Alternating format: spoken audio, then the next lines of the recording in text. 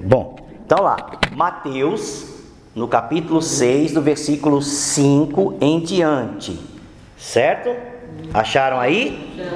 Então vamos lá. E, vou ler aqui, deixa eu aumentar aqui. E quando orarem, né? Começa assim: não sejam como os hipócritas, que gostam de orar em pé nas sinagogas e nos cantos das praças, para serem vistos pelos outros. Que era a forma como os fariseus faziam. Nada a ver com a gente, ninguém faz isso aqui, né? No dia de hoje, tá? Mas naquela época, as pessoas queriam orar, quer dizer, vai dizer que não, talvez hoje aconteça também. As pessoas queriam orar e queriam ser bem vistas, fazer as coisas para Deus e querem ser aplaudidas. Queria se amostrar. Se amostrar, como diz lá na nossa terra, né? Mas em verdade vos digo que já receberam a sua recompensa. Versículo 6: mas ao orar, entre no seu quarto e, fechada a porta, ore ao seu pai que está em secreto, e o seu pai que vê em secreto lhe dará a recompensa. Versículo 7: e orando, não useis de vãs repetições como os gentios, porque eles pensam que por muito falar serão ouvidos.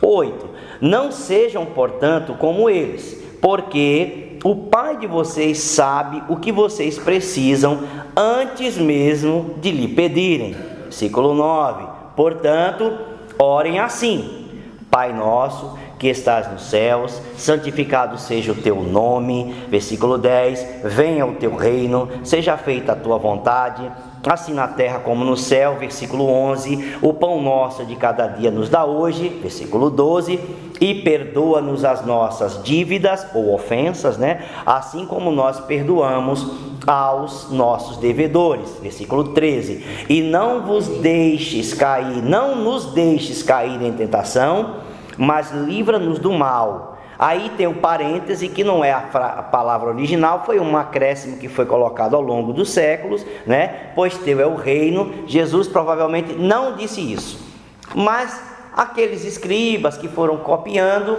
acharam bonito essa coisa e escreveram aí. Mas tudo bem, pois teu é o reino, o poder e a glória para todos sempre. Amém.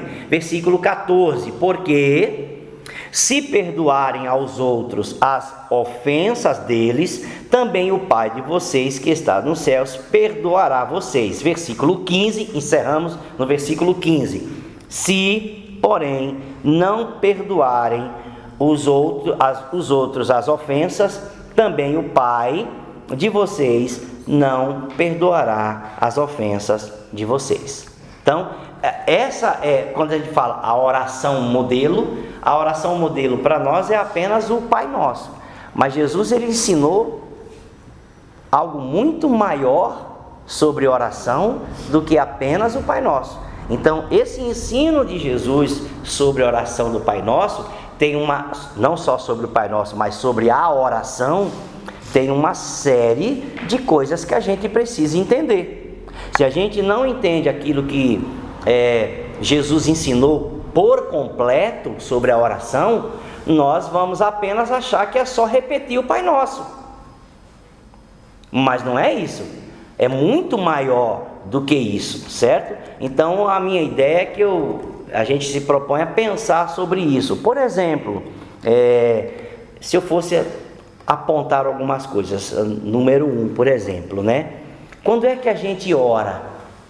Se a gente perguntasse para Jesus, de acordo com o que ele ensinou aqui, quando é que a gente ora? A gente ora quando a gente está sozinho.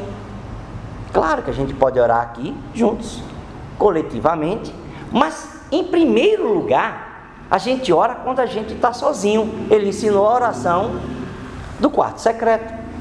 Agora você imagina, se eu acho, gente, aqui é uma questão de achar, porque eu não tenho certeza mesmo do que eu vou falar aqui.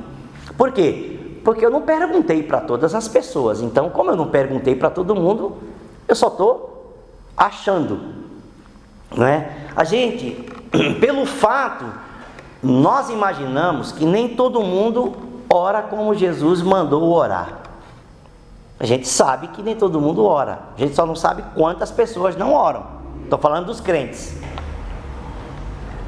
Certo? Se brincar, a gente mesmo vai passar 1, 2 ou mais dias sem orar. Se a gente tiver de férias, parece que esquece que a oração existe. Já aconteceu comigo. Às vezes de férias você esquecer que você tem que ler a Bíblia e orar. Você está se divertindo, né? Mas esqueceu que Deus está ali com você. Então Deus espera a sua comunhão normal, independente se você está de férias ou não. Mas é porque às vezes as pessoas não oram no quarto secreto, sozinhas, e ficam esperando que alguém da igreja ore por elas, ou que elas cheguem na igreja para alguém orar por elas, ou para elas orarem, é que talvez muitas coisas, muitas respostas na vida as pessoas não tenham.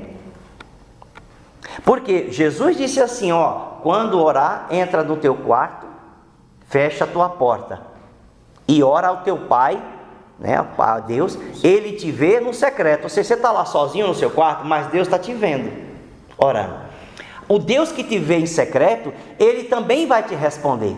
Então, ora, se a pessoa não tem essa prática da oração do quarto secreto, é claro que ela não está falando com Deus todos os dias por aquilo que ela precisa. E aqui a oração é buscar a Deus por uma necessidade. Jesus, gente, nunca, a gente tem que entender assim, a oração é só assim, intimidade e comunhão com Deus. Você não vê isso na Bíblia. Na maior parte das orações da Bíblia não é comunhão e intimidade com Deus. As orações registradas na Bíblia é porque as pessoas precisavam de alguma coisa. Sim ou não? Depois que aquilo é saciado, você tem comunhão e intimidade com Deus. Mas, em primeiro lugar, ninguém ora a Deus, isso é fato. Ninguém vai buscar a Deus porque eu vim aqui só para ter comunhão com o Senhor, sem pedir nada. Você conhece alguém? Se alguém disser, eu acredito que está mentindo, não está falando a verdade. Não, eu só tenho comunhão com Deus, eu só oro oração de comunhão. Eu não acredito nisso. A pessoa tem alguma coisa para pedir. Se não for por ela, é por alguém, né? É por alguma coisa. Mas a oração, Deus programou a oração em primeiro lugar para ela ser um pedido. Não tem como a gente esquecer disso. O Pai Nosso é uma sequência de pedidos.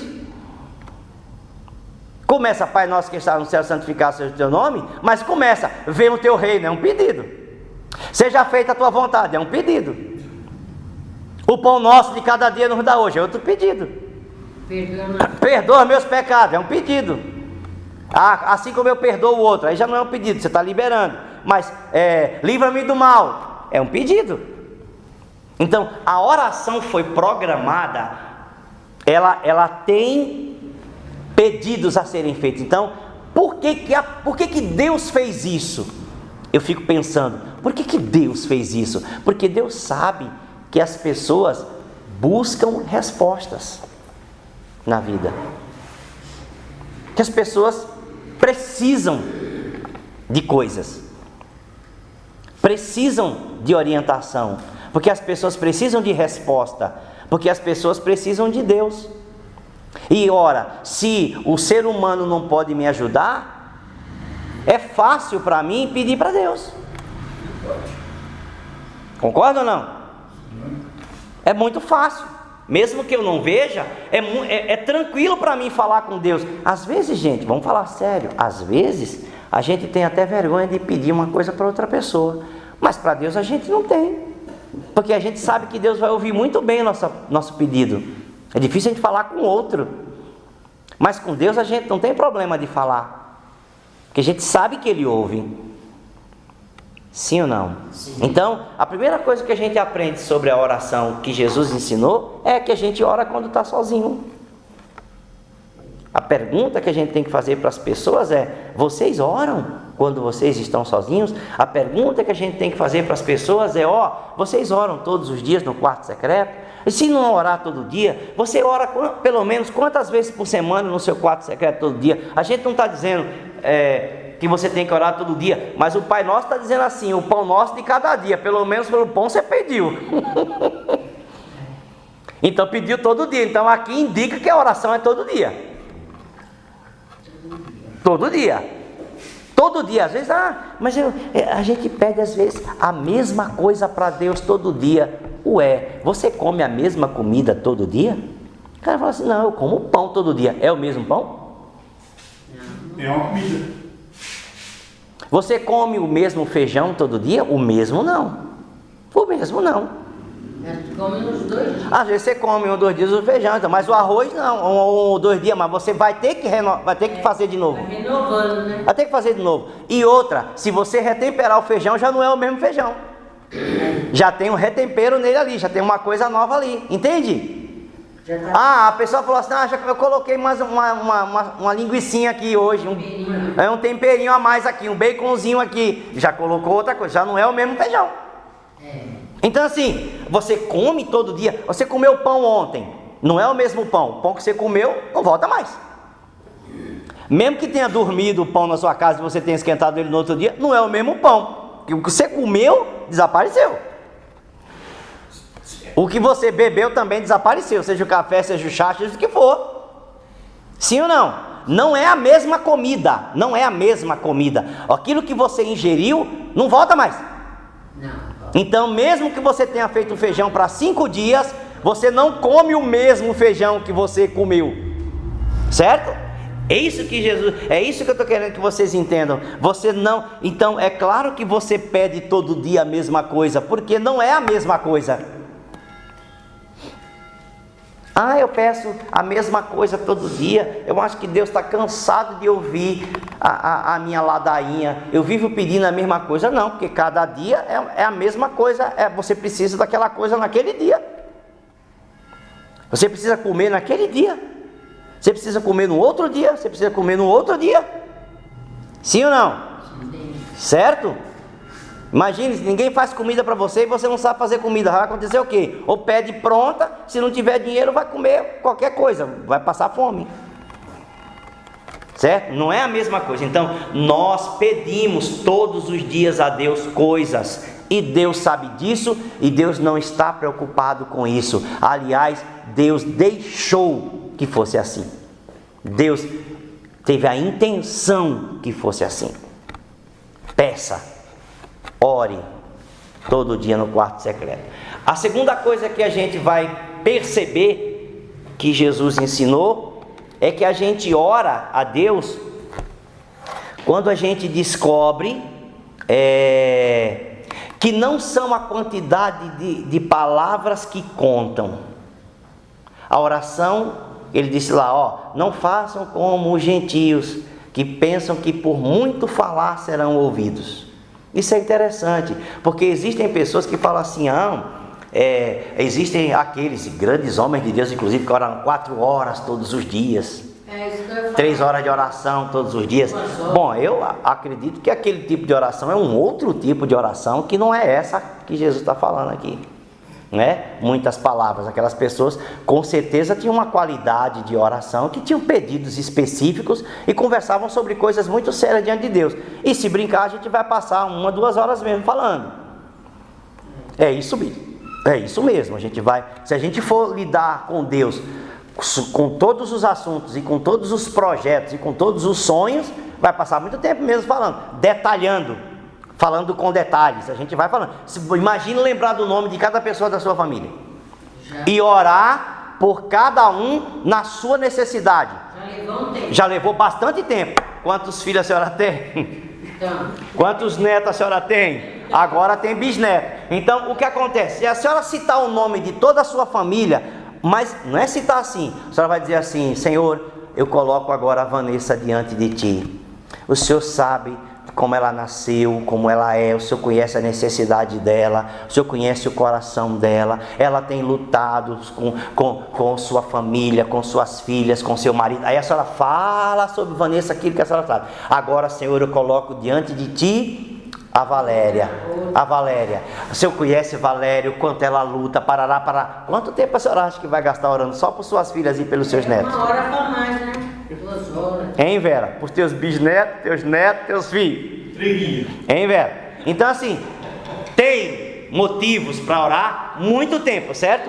Aqui que Jesus está falando é que a pessoa fala, mas não, a fala dele é só falar. Repete, Repetição. programou uma fala e fica repetindo aquela coisa várias horas. Pronto. Já deu tempo. É como se fosse os budistas tinham aquelas contas que a pessoa fica passando. Os católicos têm também, né? O terço, né? Cada bola, faz uma certa oração, passa uma bola. Faz aquela reza, passa uma bolinha. Faz aquela reza, passa uma bolinha. Até acabar. Então, o que é aquilo? Aquilo é isso que Jesus está falando. Repetição. Repetiu, mas não significou nada. Repetição, né? É apenas repetição. Aí diz, não pense que por muito falar vão ser ouvidos. Ou seja, não é, gente, a quantidade de palavras. A verdade é essa. Não é se a gente ora 2 horas, 3 horas, 4 horas, ou 30 minutos, ou 5 minutos. Não é. É se a nossa oração realmente ela é sincera diante de Deus. O coração da gente está limpo mesmo diante de Deus. E é o coração da gente que está falando com Deus. Aí, pode ser 5 minutos resolver o problema. É claro que ninguém... E vale a qualidade, né? Pronto. A qualidade da oração é melhor do que a quantidade. Pronto, se a gente fosse falar em segundo lugar, a qualidade da oração, a gente trocaria a palavra, a qualidade da oração é mais importante do que a quantidade de palavras que a gente fala. Certo? Certo? Porque às vezes a gente pode estar aqui, a gente ora junto, um monte de palavras. Aí daqui a pouco a gente não age de acordo com o que a gente orou, a gente tem que fazer tudo de novo depois. Também não tem sentido, né? Também não tem sentido, certo? Então, qualidade. Oração é qualidade de palavras, não quantidade de palavras, certo? Terceiro, quando é que Jesus ensinou a gente a orar? Quando a gente orar, né? Quando a gente descobre que Deus sabe o que a gente precisa. Outra pergunta que a gente tem que fazer é o seguinte, né? Deus ele conhece, né? Ele conhece a gente. Deus sabe o que a gente precisa. É claro que Deus espera que a gente fale. Vamos imaginar, pensando num pai e numa mãe normal. A mãe sabe que, por exemplo, chegou a hora do filho comer. Ela sabe que está na hora do filho comer. Mas ela normalmente pergunta: quer comer? Quer almoçar? Meu filho, minha filha, está com fome agora? Espera que responda. Eu sei que é a hora, eu sei que você pode estar com fome, mas eu espero que você diga. A gente não pensa sobre isso, só pergunta. Concorda comigo ou não? A gente só pergunta, mas a gente espera que a pessoa diga. Eu espero que o seu filho diga. Você vai perguntar: vamos comer o lanche? Está com fome? Quer um lanche agora? Ele vai dizer assim: sim, quero. Mesmo que a gente saiba, a gente espera que ele diga. Se ele pedir, a mãe... E se ele pedir, aí pronto, certo? Vovô, vovó, pai, mãe, estou com fome. Tem algo para comer? Espera aí que a gente faz agora. Certo? Então, Deus sabe o que a gente precisa, mas Deus espera que a gente peça. Agora, quando é que a gente ora? A gente ora quando a gente sabe que Deus já sabe. Só para confirmar. Essa é a pergunta. Outra pergunta que a gente tem que fazer é essa. Era o que eu queria dizer. Será que a gente realmente sabe? Será que a gente reconhece que Deus conhece mesmo as nossas necessidades? A gente tem confiança em Deus, para a gente saber que se a gente falar com Ele sobre isso, Ele vai ouvir mesmo?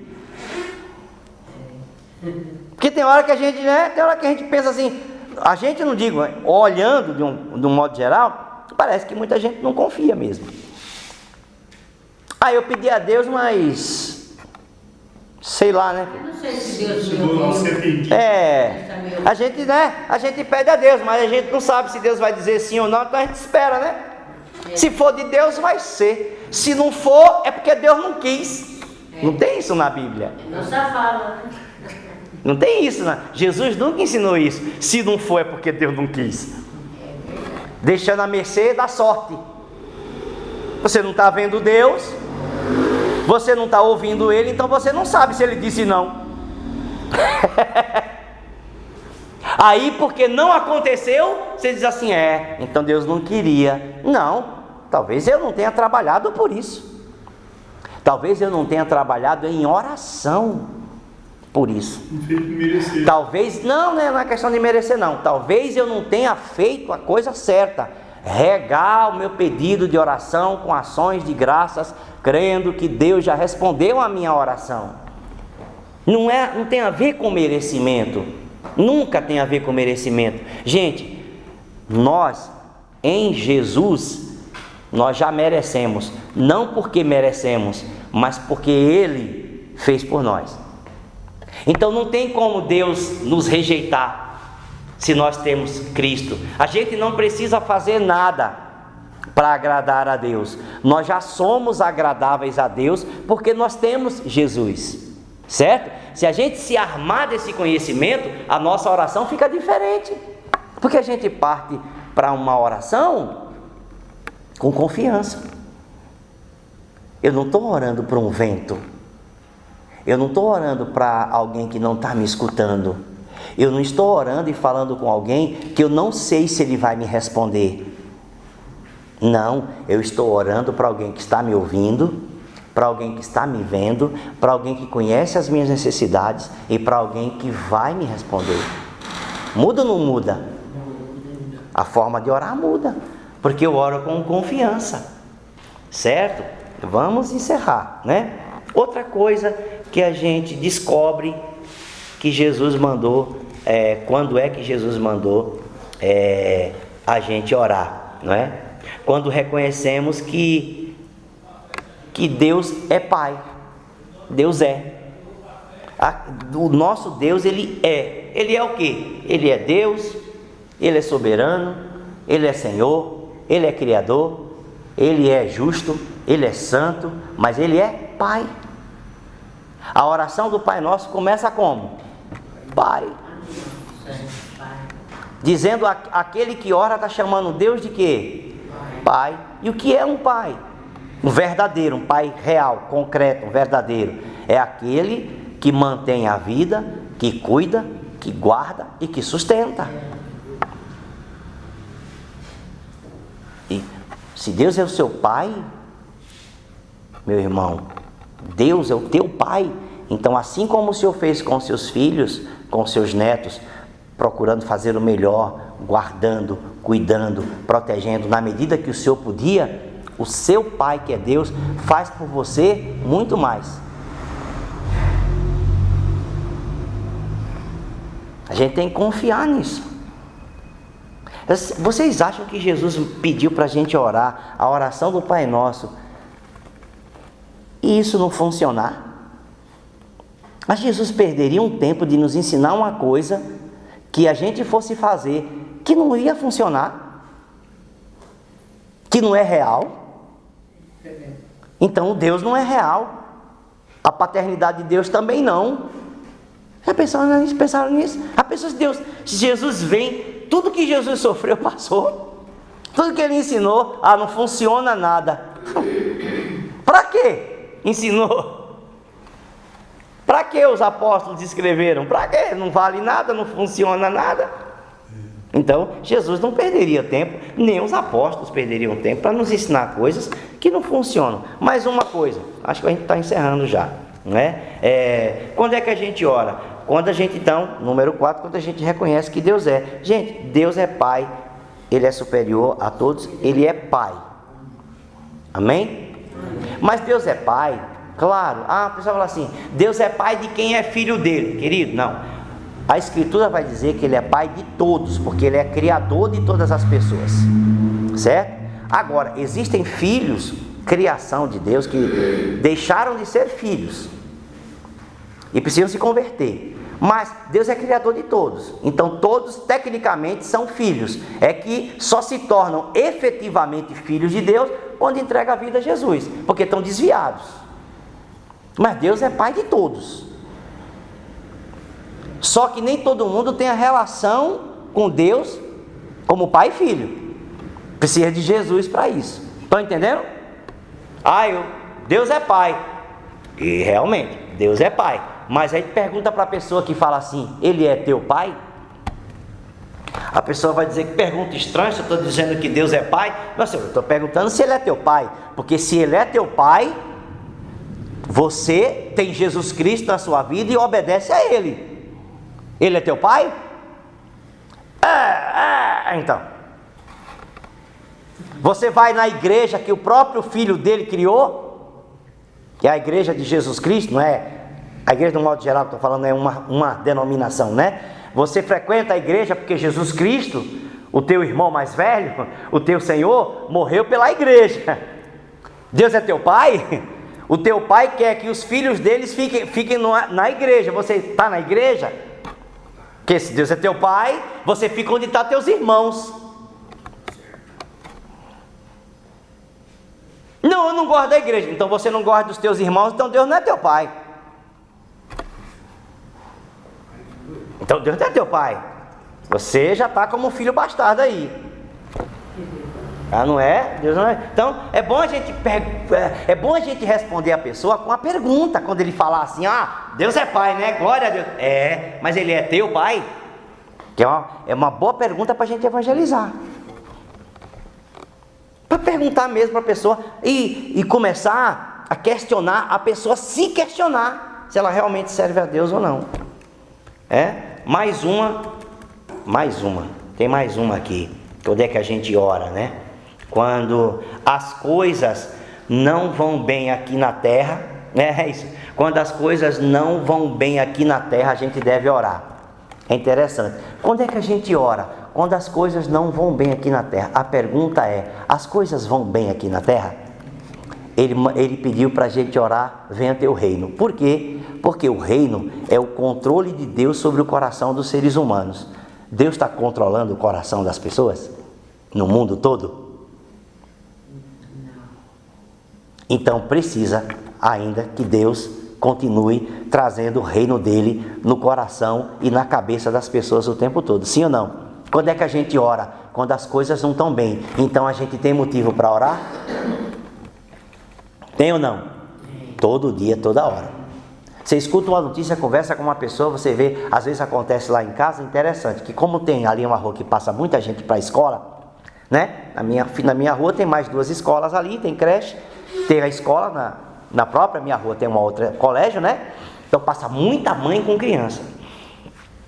Na minha rua, na porta da minha casa, passa muita mãe com criança. Às vezes a mãe está gritando e xingando uma criança. Aí a Cristina lá dentro fala assim: filho, ora aí, porque olha o que a mãe está fazendo com a criança. Ou seja, o mundo não está bem. Então assim, ela fala assim: tu já orou? Eu falei: já levantei a mão lá dentro de casa. A gente vira a mão para o portão: Senhor, traz paz ao coração dessa criança, né? E emudece a voz dessa mãe que não está entendendo o que é ser mãe. Converte essa mãe. Emudece, cala a voz dela que está criando isso no coração da criança, perturbando o coração da criança, fazendo a criança chorar desse jeito, xingando a criança dessa forma. Senhor, tem misericórdia, repreende agora todo o mal, entende? Às vezes é uma oportunidade tremenda a gente estar ali em casa, porque na hora de escola a gente escuta alguma coisa. Então toda vez que a gente escuta algo, eu não vou chegar aqui na igreja para poder orar, a gente ora lá na hora. Esses dias, uma das crianças, que eu não sabia que era uma das minhas vizinhas da rua, a criança estava: eu quero água, eu quero água, eu quero água. E a mãe, ou era a avó, eu não sei, mas assim: não, aqui não sei o que, não, me dá um pouco de água, me dá um pouco de água, eu quero água. A criança chorou um desespero por um copo com água. E eu não sabia que ela morava a uns 50 metros. Mas a mãe, a avó, não deu. Aí na hora a Cristina falou assim: tu tá ouvindo isso? Eu falei: tô. Eu estava no escritório, mas a criança gritou tão alto e gritou no meu portão. E gritou tão alto que eu fui na geladeira, peguei uma garrafinha que as meninas têm, né, azul, garrafinha de água, e saí atrás. Quando eu chego perto, na viela, a pessoa mora ali. Aí na porta, ela tentando segurar a criança, eu falei assim: ó, toma aqui a água. Às vezes a criança está morrendo de sede, né? Eu falei: toma aqui a água, a garrafinha pode ficar. A criança parou de chorar na hora, ela abriu o portão e a criança entrou. Mas, ou seja, ela ia sair e voltou. Por que voltou? Porque a criança fez um escândalo, querendo água, na mente dela a criança fez um escândalo. Mas a criança queria água, e era uma criança. E era só água. Só água, não está pedindo nada. Parece que está no deserto. Entende assim, gente? Então não é só, entende o que eu estou falando? Às vezes você não pode esperar passar ou chegar na hora do culto. Você tem que orar antes, você tem que intervir na hora, você tem que orar na hora. Vê uma briga no meio da rua, você vai passar e ficar olhando? Ixi, estão brigando, hein? É o que isso mesmo, hein? É o que? Sim, mas... Vai perguntando, sabe? Os fofoqueiros, é o que? Foi, tá brigando. Não, é mesmo? Que coisa aí. Eita, né? Cristão não faz isso. Não, cristão não faz isso. Você sai, está vendo a briga, não pergunta nada, está dizendo espírito de confusão, espírito de violência, está amarrado, está destruído. Fala contra os demônios, porque isso não é normal. Está destruído, Senhor traz paz, tira agora, intervém agora. Mesmo que você seja uma pessoa mais fraca, não dá para apartar a briga ali, você aparta ela em oração, e vai acontecer. Então, Jesus ensinou a orar quando as coisas na terra não estiverem bem. Venha teu reino. Então a pergunta é: as coisas estão bem na terra? Não. Então, nós precisamos orar o tempo todo e na hora que as coisas acontecem, certo? Sem cessar, né? Exatamente. Quando é que a gente ora também? Quando a gente precisa de suprimento e mantimento. Falta só mais uma. Quando a gente precisa de suprimento. Não, mais uma nada. São... Eita Jesus. São 9. Deixa eu correr, né? Eu estou no 7º. Quando a gente... Não, estou no 6º. Quando a gente precisa de suprimento e mantimento, a gente ora. Jesus ensinou: dá-nos o pão. Suprimento e mantimento. Eu posso pedir a Deus suprimento e mantimento? Posso. Deus falou para pedir. Por isso que a gente sabe que um justo não passa fome. Eu posso passar uma necessidade, não ter o dinheiro suficiente naquele momento para pagar todas as contas. Eu posso ficar desempregado, posso ter uma doença, uma enfermidade que eu preciso de comprar remédio, às vezes não tenho dinheiro para comprar tudo. Pode acontecer. Mas passar fome, cristão não passa fome. Por que não passa fome? Porque Deus supre necessidades. E supre necessidade como? Cai do céu? Não, às vezes é a própria igreja que abençoa os irmãos uns aos outros, que abençoa. Certo? Vocês acham que se eu estiver passando necessidade ou não tendo que comer em casa, eu não vou mandar um WhatsApp para vocês, não? Ó, irmãos, estou precisando aí, ó. Arroz, feijão, mistura. Uma pessoa, pastor, fala isso, estou precisando. Vem, enche de carro de porta, tudo de compra lá em casa, sim ou não? Se eu disser que estou precisando, amém ou não? Amém. Eu creio. E vem de gente que eu não conheço. Por quê? Porque é isso que tem que acontecer. A gente vê aí, fica pedindo coisa, mas não precisa, porque Deus supre. Às vezes usa o governo, usa o Estado, usa uma ONG, usa não sei o que. A pessoa recebe cesta básica, recebe frango, recebe leite, recebe tudo. Deus está sempre suprindo as pessoas, de uma forma ou de outra. Deus está sempre alimentando as pessoas. Fome só passa quem realmente quer, quem não tem boca para falar. Porque não é aceitável passar fome no Brasil, certo? Não é aceitável passar fome. Gente, os doidinhos da rua passam fome? Todo mundo dá comida para eles e compra as marmitas boas. Daqui a pouco os caras estão comendo. Sim ou não? Não tem um morador de rua que não está comendo. Não tem um, porque a gente mesmo passa e dá. Sim ou não? Não passa. Fome não passa. Fome não passa. Não tem dizer assim, ó, estou morrendo de fome, de inanição, estou aqui magrelo, magérrimo, estou morrendo de fome. Gente, se você viu alguém acontecer isso com alguém, é porque a pessoa escolheu não comer. Ou tem alguma doença ali, alguma coisa, um vírus, alguma coisa, né? Que faz com que ela não sinta fome, alguma doença grave, e ela vai morrer, mas não porque não tem comida. Certo? Mas o Senhor ensinou que a gente ora quando a gente precisa de mantimento e de suprimento. A gente também ora quando a gente peca. Quando a gente ora, quando a gente peca, ensinou a pedir perdão pelos nossos pecados. Precisa explicar? Precisa explicar? A gente ora quando a gente peca, né? A gente ora quando a gente sofre ou quando a gente passa por tentações. O que é tentação? A possibilidade. A tentação, gente, não é simplesmente o pecado. A tentação é a coisa que nos mostra que o pecado é gostoso. A tentação parece que dá aquele gostinho na boca para a pessoa bebericar. A tentação é a visão, é o olhar que faz com que a pessoa olhe, é desejável. Entendeu? A tentação não é o pecado, mas a tentação é o quê? É a armadilha que nos mostra como é gostoso e maravilhoso pecar. Entende? A tentação é a fake news do inferno. A tentação é o marketing das trevas. Porque o marketing mostra uma coisa bela, mas na hora... Então, quando é que a gente ora? Quando a gente está sofrendo ou passando por tentações. Não nos deixes cair, é um pedido. Não nos deixes cair em tentação. Certo? Mas livra-nos do mal. E por último, quando é que a gente ora? Na perspectiva do que Jesus nos ensinou, quando os outros pecam contra nós. Quando a gente peca, a gente ora. E por último, a gente ora quando os outros pecam contra nós. Jesus nunca disse que a pessoa tem que te pedir perdão para você perdoar ela. Jesus nunca ensinou que a pessoa tem que te pedir perdão, se mostrar arrependida, para você orar perdoando ela. Jesus nunca nos ensinou que a pessoa tem que virar uma pessoa boazinha, se converter, para a gente orar perdoando ela.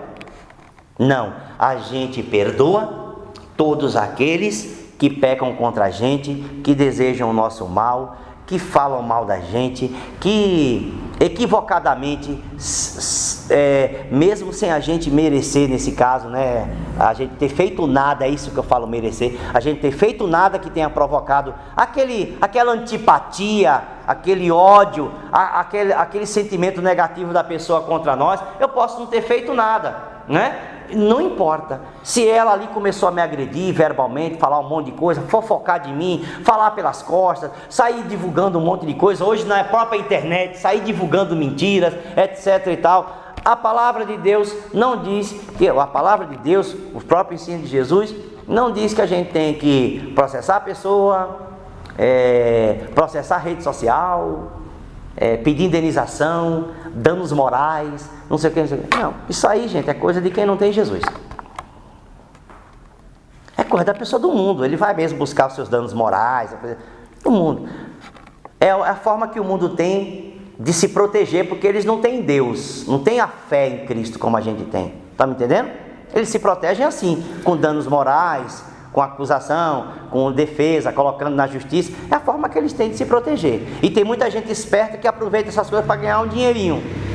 Mas o cristão não se preocupa com isso. Sabe o que é que a gente faz? A gente perdoa a pessoa, segue o nosso caminho e deixa ele preso com ele mesmo. Mas nós não estamos presos com ele, lembrando dele, nem sem perdoar ele. Enquanto a gente não perdoa uma pessoa que fez o mal contra nós, nós ainda estamos ligados com ela.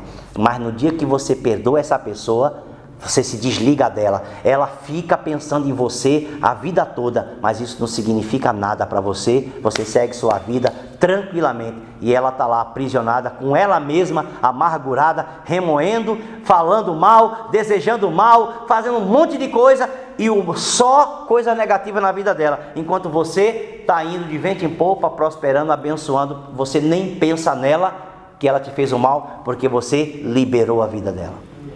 Aliás, uma das palavras que eu sempre ensinei antigamente, uma das palavras para perdão, aliás, se eu não me engano, é a principal palavra para perdão em grego, é apolou.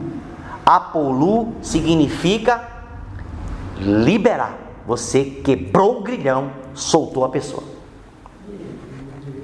Você soltou. Apolou. É isso que Jesus ensinou. Perdoai. Isso significa, ó, vai fora, não tenho nada com você. Você me fez um mal, você me prejudicou, puxou meu tapete, deseja meu mal, me amaldiçoa, fala mal de mim. Hoje nas redes sociais, você fica dando indireta, faz não sei o que, no lugar de trabalho, você fica espizinhando. Eu te perdoo. A minha vida não está presa com você. Você está preso com você sozinho. Isso é libertador. Jesus ensinou a orar. Perdoai.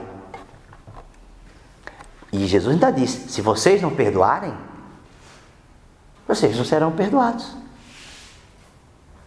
Amém? Amém. Aprendemos ou não aprendemos um pouco mais Amém. na nossa escola de oração hoje, né? Aprendemos uma boa coisa e falamos naquele ambiente que está a oração do Pai Nosso. Não é só o Pai Nosso, existe um monte de ensino ali. E hoje a gente aprendeu quando devemos orar. Amém? Vamos ficar em pé, vamos agradecer a Deus, vamos orar nessa noite.